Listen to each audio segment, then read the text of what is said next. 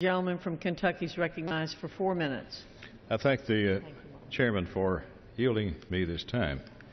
Mr. Speaker, I rise in support of H.J. Res. 75. This bill ensures that the nearly 8.7 million women, children, and infants who rely on the Special Supplemental Nutrition Program for women, infants, and children will continue to receive critical nutrition assistance without interruption.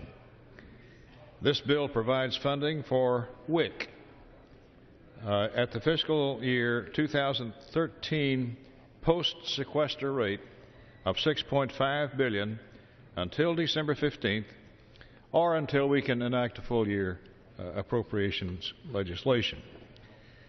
That is the ultimate goal of this bill, Madam Speaker, to move us closer to ending this government shutdown by providing regular appropriations for all government programs. To achieve that, we've got to have an adult conversation about what this might entail and how we can get there. And I've got a great suggestion, Madam Speaker. Monday night, the House passed an amendment over to the Senate, to the CR, and asked for a conference with the Senate. Then the Speaker named House conferees. Now, the normal traditions of this body, as all of us know, is when the House and the Senate pass differing versions of the same bill, how do we resolve the difference? Well, we appoint conferees. We have some House members and some Senate members that are selected by the respective leaders, and they go off and they argue and debate and amend, and they come up with an agreement that they then bring back to each body for approval, and that becomes the law. That procedure is in place now. I mean, the House has appointed conferees. We've got a table arranged downstairs for the senators to join us in resolving the shutdown. And what does the Senate do? What do we hear from the Senate? A big loud snore. They're not willing to come to the table and talk. Just talk.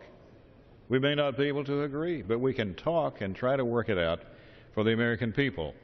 And as we work this out, we've got to be sure that our most vulnerable citizens don't fall victim to that politics. This bill will take care of those who count on WIC to meet their nutritional needs, our women, our infants, our children.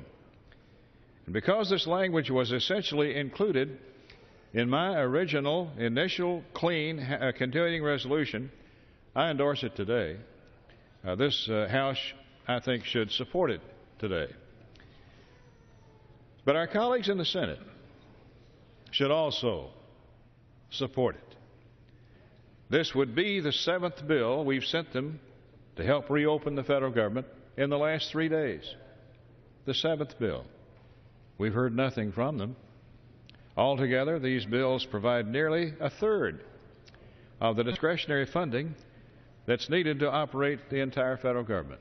So in the last 3 days, we've passed bills to fund a third of the government.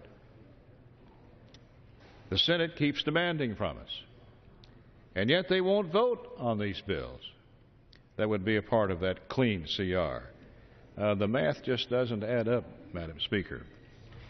Though this piecemeal funding approach is not my preferred mechanism to move forward, it does move us incrementally forward. I would rather we fund the government with regular appropriations bills, so-called regular order. Can I have an additional minute? I'd like to recognize the chairman for an additional minute. The gentleman from Kentucky is recognized for 1 additional minute. This House passed 4 of those regular bills this year.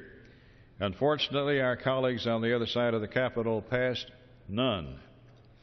For all of their talk on the other side of the Capitol about returning to regular order, it seems the Senate has made very little action to achieve that goal.